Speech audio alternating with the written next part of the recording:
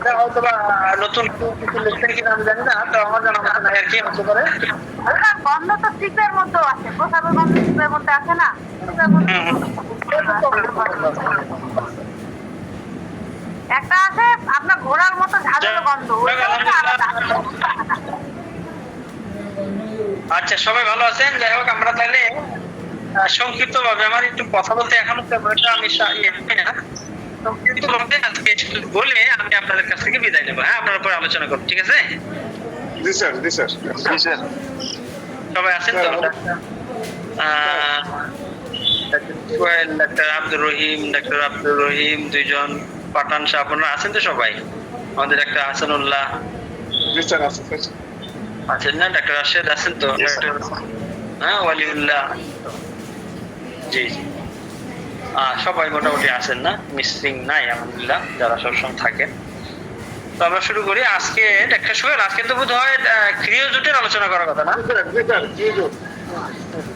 আমি তো স্লাইড গুলো বানাইতে পারছি না, এগুলা দিলে অবশ্য আপনাদের জন্য ভালো হইতো, ভিডিওটা যদি আমি আগে দিতে পারতাম, কিন্তু ওইটা আমি পারতেছি না। আমি অসুস্থতা এবং হলো যে একটু এই যে দুদিন একটু সুস্থতার মাঝে গতকালকে এবং আজকে বেশ কিছু ঔষধ পার্সেল জামা আমার দেওয়া হইতেছে না, এগুলো নিয়ে ব্যস্ত, কয়েকটা রুগীও আসছে, বেশ এখানে পারতেছি না আর কি, খোলাইতে পারতেছি। যাই হোক, ইনশাল্লাহ যতটুকু পারি চেষ্টা করব।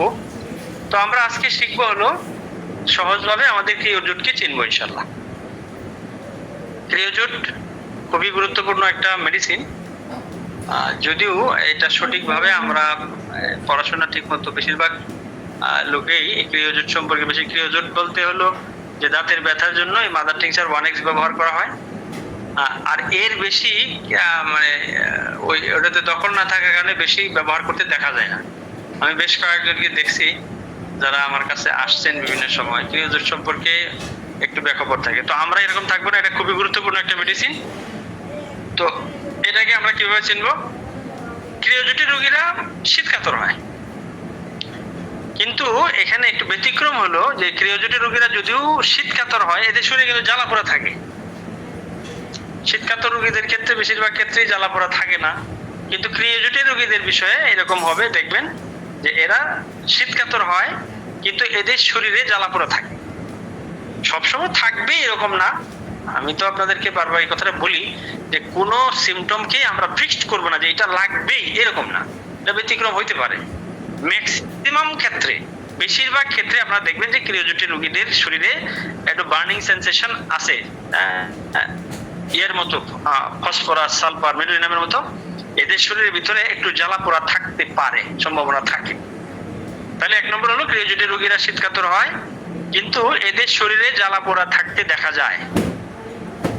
ক্রিয়োজোটের রোগীরা শীতকাতর হয় কিন্তু এদের শরীরে জ্বালাপোড়া থাকতে দেখা যায়। দুই নম্বর হলো এদের শরীরের স্রাব দুর্গন্ধযুক্ত, যে দুর্গন্ধ পড়লাম আপনারা একটু আগে বলতেছিলেন, আরেকজন দুর্গন্ধবালীকে আপনাদের সামনে দিতেছি, তিনি হলেন ক্রিয়োজোট। ক্রিয়োজোটের সব স্রাব খুবই দুর্গন্ধযুক্ত, এদের শরীরের স্রাব দুর্গন্ধযুক্ত, বিশেষ করে মাসিক স্রাব, সাদা স্রাব, শরীরে দুর্গন্ধযুক্ত আলসার থাকতে দেখা যায়। এদের শরীরে যদি ঘা হয়, কোনো যদি ঘা হয়, যেটা আলসার বলি আমরা, ওই আলসার গুলো দেখবেন এর থেকেও যে আপনার কোনো ডিসচার্জ যদি বের হয়, পুজ অথবা এমনি যদি ওয়াটারে কোনো ডিসচার্জ বের হয়, পানির মতো কোনো, এইগুলোর থেকেও দুর্গন্ধ বের হবে।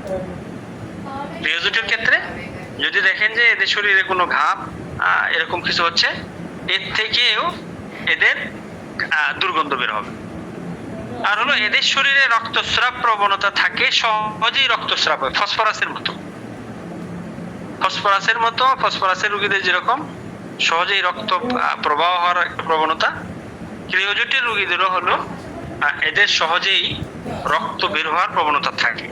দেখবেন মাসিকে হট করে প্রচুর প্রফিউজ ব্লিডিং হচ্ছে, অথবা দাঁতের গোড়া থেকে প্রচুর ব্লিডিং হচ্ছে, অথবা মুখের গোড়া থেকে ব্লিডিং হচ্ছে, এরকম একটা ব্লিডিং টেন্ডেন্সি এদের ভিতরে থাকে। তাহলে প্রথম চিকিৎসা হলো আমরা ক্রিয়োজোটের রোগীরা শীতকাতর হয় কিন্তু এদের শরীরে জ্বালাপোড়া থাকতে দেখা যায়। আচ্ছা, দুই নম্বর হলো এদের শরীরের স্রাব দুর্গন্ধযুক্ত, বিশেষ করে মাসিক স্রাব, সাদা স্রাব এবং শরীরে দুর্গন্ধযুক্ত আলসার থাকতে দেখা যায়। এদের শরীরে রক্তস্রাব প্রবণতা থাকে, সহজেই রক্তস্রাব হয়। 2 নম্বর। 3 নম্বর হলো এদের শিশুদের দাঁত বের হওয়ার সাথে সাথে দাঁতগুলো কালো হয়ে যায় এবং ক্ষয় হয়ে যায়। ক্রিওজেটের বাচ্চাদেরকে চেনার সহজ হলো এদের দেখবে যে এদের দাঁতে পোকা ধরবে, যেটা আমরা সবাই পোকাই বলি। এদের দাঁতগুলা কালো হয়ে যাবে এবং দাঁতের ভিতরে পোকা ধরবে, ক্ষয় হয়ে যাবে, গর্ত হয়ে যাবে। দাঁতে পোকা ধরে দাঁতের গোড়া থেকে সহজে রক্ত পুষ বের হয় ক্রিওজেটের ক্ষেত্রে। দেখবে যে ক্রিওজেটের ক্ষেত্রে এটা হলো একটা কমন লক্ষণ যে এদের দাঁতের ভিতরে সমস্যা থাকেই বেশিরভাগ ক্ষেত্রে। ধরেন যে 95% রোগীর ক্রিওজেটের রোগীর দেখবেন যে দাঁতের ভিতরে সমস্যা থাকবে। এটা মাথায় রাখবেন যে ক্রিওজেটের রোগীদের 95% রোগীদের দাঁতের মাঝে সমস্যা থাকবে, দাঁতে গর্ত থাকবে, দাঁতের গোড়াতে সমস্যা হবে, পাইলেরিয়া হবে, এরকম বিভিন্ন সমস্যা হইতে পারে দাঁতের ভিতরে, যত সমস্যা আছে এগুলো হয়। তাহলে 3 নম্বর হলো এদের শিশুদের দাঁত বের হওয়ার সাথে সাথে দাঁতগুলো কালো হয়ে ক্ষয় হয়ে যেতে থাকে, মানে পোকা ধরা যেটাকে বলে। এদের শিশুদের দাঁত বের হওয়ার সাথে সাথে অর্থাৎ দাঁত ওঠার সাথে সাথে দাঁতগুলো কালো হয়ে ক্ষয় হয়ে যেতে থাকে, দাঁতে পোকা ধরে দাঁতের গোড়া থেকে সহজে রক্ত এবং পুষ বের হয়। আবার 3 নম্বর বলতেছি, এদের শিশুদের দাঁত বের হওয়ার সাথে সাথে দাঁতগুলো কালো হয়ে ক্ষয় হয়ে যেতে থাকে, দাঁতে পোকা ধরে দাঁতের গোড়া থেকে সহজে রক্ত পুষ বের হয়। তাহলে প্রথম শিখেছি আমরা ক্রিওজেটের রোগীরা শীতকাতর হয় কিন্তু এদের শরীরে জ্বালা পোড়া থাকতে দেখা যায়, কিন্তু কমন বিষয়। শীতকাতর কিন্তু শরীরে জ্বালা পোড়া। শীতকাতর রোগীদের তো সচরাচর শরীরে জ্বালা পোড়া হয় না, কিন্তু শীতকাতর রোগী ক্রিওজেট এদের শরীরের ভিতরে জ্বালা পোড়া থাকতে পারে। 2 নম্বর হলো এদের শরীরের স্রাব দুর্গন্ধযুক্ত, বিশেষ করে মাসিক স্রাব, সাদা স্রাব এবং শরীরে দুর্গন্ধযুক্ত আলসার থাকতে দেখা যায়। আলসার মানে ঘা থাকতে দেখা যায়। এরপরে এদের শরীরে রক্তস্রাব প্রবণতা থাকে, সহজেই রক্তস্রাব হয়। 3 নম্বর হলো এদের শিশুদের দাঁত বের হওয়ার সাথে সাথে দাঁতগুলো কালো হয়ে ক্ষয় হয়ে যেতে থাকে, দাঁতে পোকা ধরে দাঁতের গোড়া থেকে সহজে রক্ত এবং পুষ বের হয়। 3 নম্বর শিখলাম। 4 নম্বর হলো এরা মশলাযুক্ত খাবার, উত্তেজক খাবার এবং ঝাঁঝালো খাবার পছন্দ করে। এরা চর্বিযুক্ত খাবার এবং কখনো কখনো গোশত খেতে অপছন্দ করে। যে খাবার এবং এভারশনের ভিতরে আছে, এরা মশলাযুক্ত খাবার, উত্তেজক এবং ঝাঁঝালো খাবার কিন্তু কাছাকাছি। উত্তেজক বলতে আপনার ধরেন যে কিছু হলো, যেমন ধরেন যে জর্দা জাতীয়, নেশা জাতীয় হইতে পারে, এই জাতীয় একটু পছন্দ করবে। অনেক বেশি মশলা দেওয়া প্রকার, একটু গভীর ভাবে, একটু ডিপলি যে খাবারটাই হবে, ঝাল হলেও গভীর ঝাল, টক হলে গভীর টক, এই টাইপের খাবার এরা খুব বেশি পছন্দ করে। কিন্তু চর্বিযুক্ত খাবার কখনো কখনো গোশতও খেতে চায় না। চর্বিযুক্ত খাবার এরা পছন্দ করে না, আর হলো গোশত পছন্দ করে না। আচ্ছা, তাহলে প্রথম ক্রিওজেটের রোগীরা শীতকাতর হয় কিন্তু এদের শরীরে জ্বালা পোড়া থাকতে দেখা যায়। 2 নম্বর হলো এদের শরীরে স্রাব দুর্গন্ধযুক্ত, বিশেষ করে মাসিক স্রাব, সাদা স্রাব এবং শরীরে দুর্গন্ধযুক্ত আলসার থাকতে দেখা যায়। এদের শরীরে রক্তস্রাব প্রবণতা থাকে, সহজেই রক্তস্রাব হয়। আচ্ছা, 3 নম্বর হলো এদের শিশুদের দাঁত বের হওয়ার সাথে সাথে দাঁতগুলো কালো হয়ে ক্ষয় হয়ে যেতে থাকে, দাঁতে পোকা ধরে দাঁতের গোড়া থেকে সহজে রক্ত এবং পুষ বের হয়। 4 নম্বর হলো এরা মশলাযুক্ত খাবার, উত্তেজক খাবার এবং ঝাঁঝালো খাবার পছন্দ করে। এরা চর্বিযুক্ত খাবার এবং কখনো কখনো গোশত খেতে অপছন্দ করে। 5 নম্বর হলো এদের রোগ লক্ষণগুলো ঠান্ডায়, দাঁত ওঠার সময়, খাওয়ার পরে, মাসিকের সময়, সহবাসের পরে, সকালে বৃদ্ধি পায়। তাহলে কখন বৃদ্ধি পায়? ঠান্ডায়, দাঁত ওঠার সময়, খাওয়ার পরে, মাসিকের সময়, সহবাসের পরে এবং সকালে বৃদ্ধি পায়। আর এমিউলেশনটা কখন? গরমে, গরম খাবার খেলে, হালকা নড়াচড়ায়, স্রাব বের হলে উপশম বোধ করে। এগ্রাভেশনটা কখন? এগ্রাভেশনটা হলো ঠান্ডায়, যেহেতু এরা শীতকাতর। এগ্রাভেশন হলো ঠান্ডায় এগ্রাভেশন হয়, দাঁত ওঠার সময় এগ্রাভেশন হয়, খাওয়ার পরে এগ্রাভেশন হয়, মাসিকের সময় এদের এগ্রাভেশন হয়, সহবাসের পরে এগ্রাভেশন হয়, সকালে এদের এগ্রাভেশন হয়। তাহলে এদের রোগ লক্ষণগুলো বারে হলো ঠান্ডায়, দাঁত ওঠার সময়, খাওয়ার পরে, মাসিকের সময়, সহবাসের পরে এবং সকালে বৃদ্ধি পায়। আর এভলিউশন হলো গরমে, গরম খাবার খেলে হালকা নড়াচড়ায় স্রাব বের হলে উপশম বোধ করে। এটা আমাদের বাস্তবতা। 1 নম্বর ছিল পিরিয়ড রোগীরা শীতকাতর হয় কিন্তু এদের শরীরে জ্বালাপোড়া থাকতে দেখা যায়।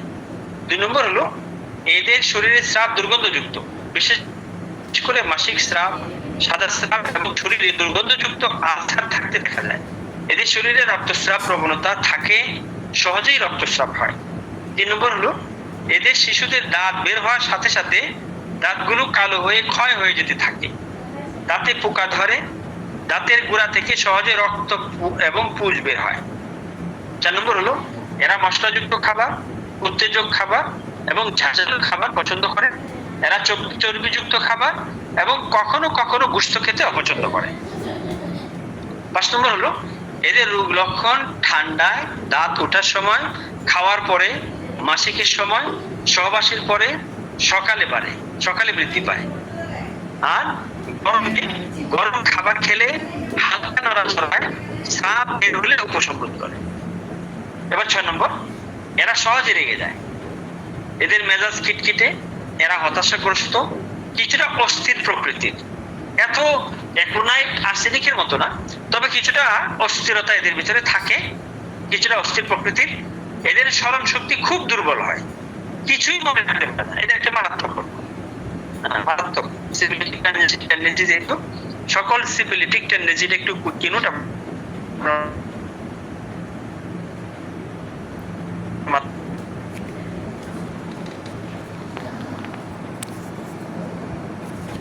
রাখবেন।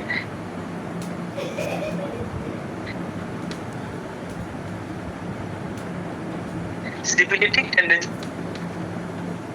রোগীদের মেমোরি সমাসুই থাকে, এজন্য এই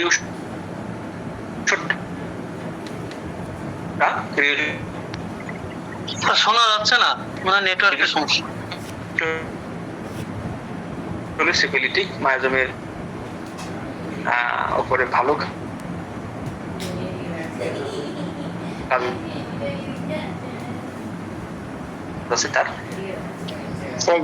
সমস্যা করতেছে স্যার, আমরা কিছু শুনতে পাচ্ছি না। আর কিছু 6 নাম্বারটা কিছুই বুঝতে পারি নাই। 2 নম্বর কিছু শুনতে পাইনি। হ্যাঁ,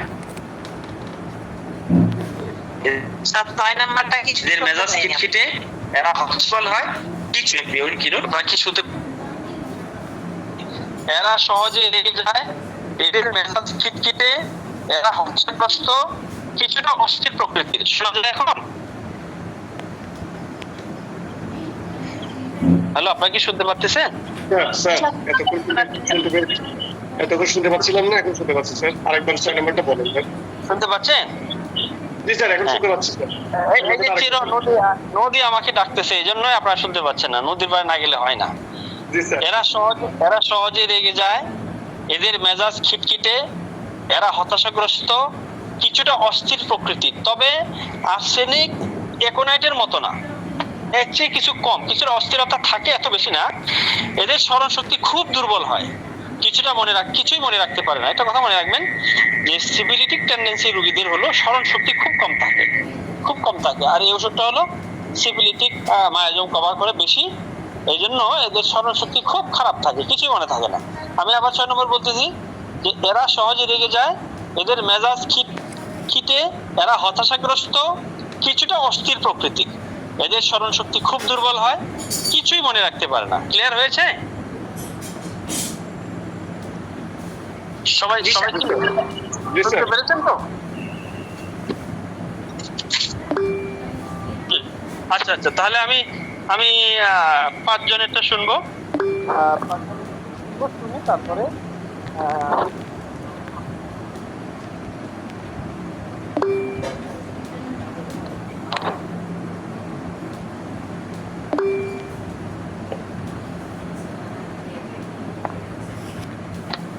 মেডিসিনের বিষয়গুলো দিব।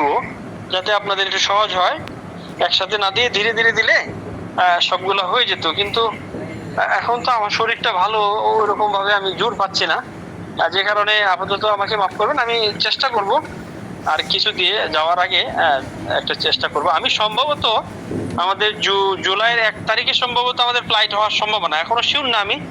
আগামী 3-4 দিনের ভিতরে আমরা আমাদের ভিসাটা পাবো।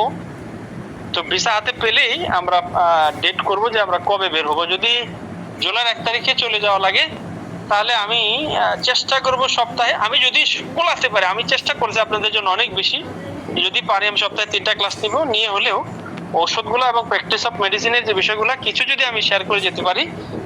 হায়াত মতের কথা বলা যায় না, আমার যতটুকু আছে, আমি তো অত বেশি জানি না, যতটুকু জানি আপনাদের মাঝে দিয়ে গেলে আমি মারা গেলেও আমার একটা তৃপ্তি থাকবে যে আপনারা করতে পারবেন এর উপরে। এখানে যারা আছেন অনেকেই আমার চেয়ে বেশি জানেন, তারপরে আপনারা শুনেন, ধৈর্য ধরে শুনেন, আলহামদুলিল্লাহ, খুব শুকরিয়া।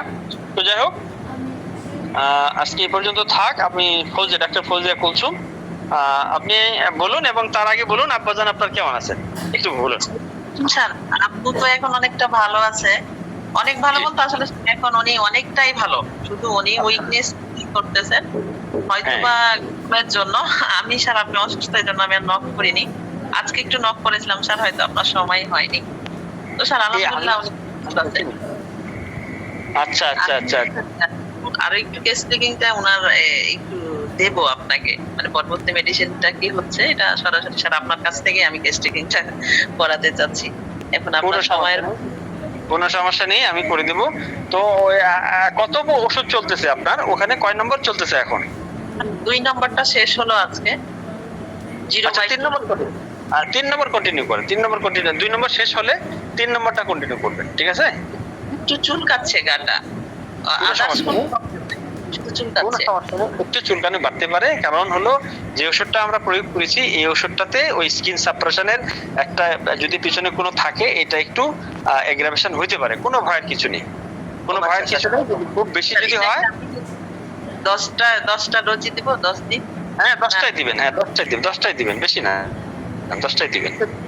10টা ডোজ দেবো, তাহলে মানে দিনে একটা করে দিচ্ছি, তাই তো স্যার? একটা দিনে একটা দিবেন, জি ঠিক আছে। আপনি বলুন তাহলে ডাক্তার ফজিয়া। জি, আজকে আমাদের আলোচ্য মেডিসিন হচ্ছে ক্রিয়াজট, আর হচ্ছে 6.5 কিলো বলছে। ও স্যার এটা শীত পাথর, কিন্তু এদের শরীরে জ্বালা পোড়ার একটা ভাব থাকতে পারে।